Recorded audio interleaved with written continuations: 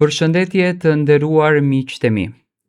Sot pranë jush do të vi me një histori shumë të dhimbshme, një histori që në fakt e përjetojnë shumë njerëz, por rrallë e flasin. Unë jam dakord edhe jam pro atyre njerëzve të cilët i ndajnë gjërat e jetës së tyre me të tjerët, ndoshta për t'ju treguar një shkollë.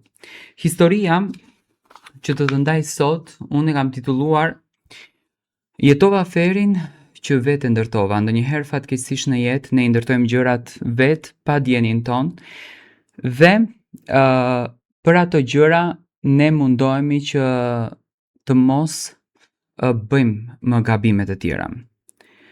Nuk kam menduar kur që do të vinte dita kur do të ulesha përpara një kamere dhe të tregoja historikun tim. Gjithmonë kam qenë ajo vajza që gjykonte të tjerët. Ajo që thoshte, unë kur nuk do të bie kaq poshtë. Unë jam më e forta. Por jeta ka një mënyrë shumë të çuditshme për të thyer pikërisht aty ku mendon se je më e pathyeshme. Gjithçka nisi në një moment dobësie. Isha në një periudhë të errët të jetës sime. I vetmuar shpirtërisht, e rrethuar nga njerëz, po pa asnjë që më kuptonte në të vërtetë.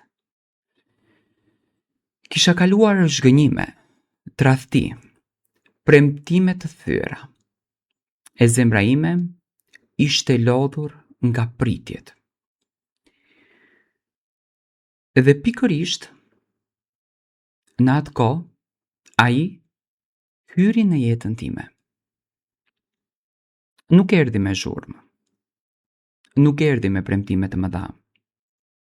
Erdhi i qetë, i kujdesshëm, i vëmendshëm. Fjalët e tij ishin balcam për plagët e mia. Ai e dinte saktësisht se çfarë thonte. Dinte si të më shikonte, si të më bënte që të ndjehesha e rëndësishme. Por problemi, ai ishte i martuar. Po i martuar, me fëmijë. Në fillim kur e mora vesh u tërhoqa. I thash vetes këtu mbaron gjithçka. Isha rritur me parime. E dija shumë mirë se çfarë do të thoshte të hyje në një familje të ndërtuar. E dija sa shumë dhimbje mund të të shkaktonte kjo gjë. Por ai nuk u largua. Filloi me mesazhe të gjata natën vonë. Duke më shkruar nuk jam i lumtur. Martesa ime ka vite që ka mbaruar. Vetëm ti më kupton. Dhe unë, çuditërisht, e besova. E besova sepse doja ta besoja. Sepse për herë të parë pas shumë kohësh, dikush po më jepte ndjesinë që isha zgjedhja e parë. Edhe pse në realitet isha gjithmonë e dyta. Takimet tona ishin të fshehta. Kafene larg qendrës, telefonata me zë të ulët, mesazhe që zhdukeshin dhe çdo gjë që kishte aromën e ndaluar. Dhe e ndaluara të jep një adrenalin që realisht të verbon. Nuk e kuptova kur e kalova vijën. Nuk e kuptova kur ndjenja u bë varësi. Ai ishte bërë pjesë e përditshmërisë sime. Çdo mëngjes, unë prisja mesazhin e tij. Dhe çdo natë, unë flija me zërin e tij në mendje. Por, çuditërisht, bashkë me dashurinë, erdhi edhe frika. Frika se dikush do ta merrte vesh. frika se do ta humbisja, frika se mos isha thjesht një aratisje për të. Dhe dita që më theu erdhi më shpejt se sa unë realisht e mendoja.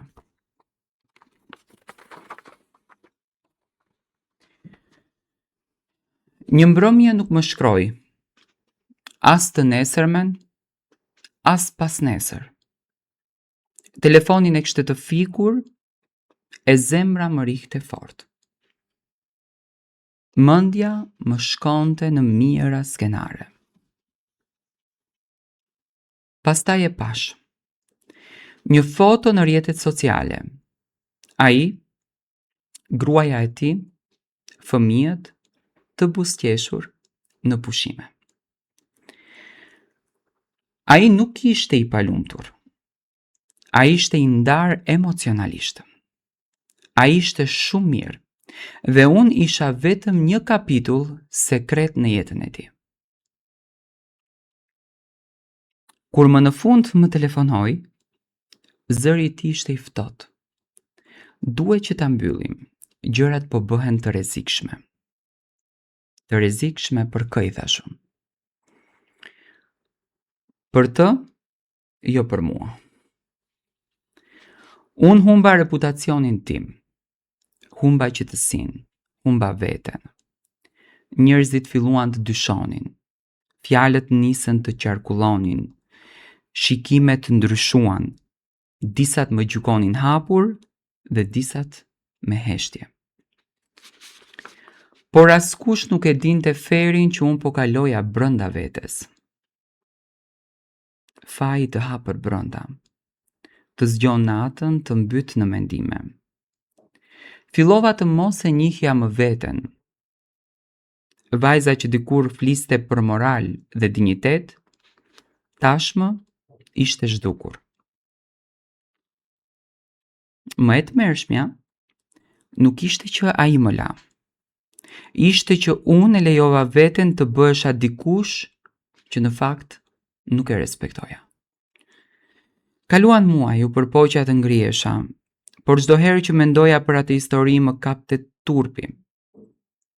Mendova se jeta ime kishte marrur fund, mendova se nuk do të më shihte më askush me të njëjtin sy.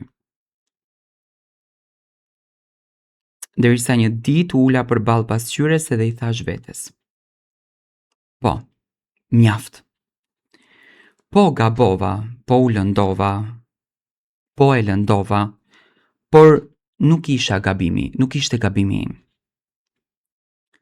Vendosa të kërkoj ndihmë, të flas, të përballem me pasojat, nuk ishte e lehtë. Ka ditë që ende më dhëmb, ka momente që kujtimet më godasin. Por sot jam ndryshe. Sot nuk e gjykoj askënd, sepse e di sa e lehtë është të rreshqasësh kur ti je e thyer. E di sa i rrezikshëm është iluzioni i një dashurie që të zgjedh vetëm në errësirë. Nëse po e dëgjon këtë edhe je në një situatë të ngjashme, ndalu. Mos gënje nga fjalët e bukura. Nëse dikush nuk të zgjedh hapur, nuk po të zgjedh fare. Dashuria e fshehtë nuk është dashuri. Është plagë me afat të vonuar. Unë pagova çmimin e zgjedhjeve të mia. Me lot, me net pa gjumë, me turp, me vetmi.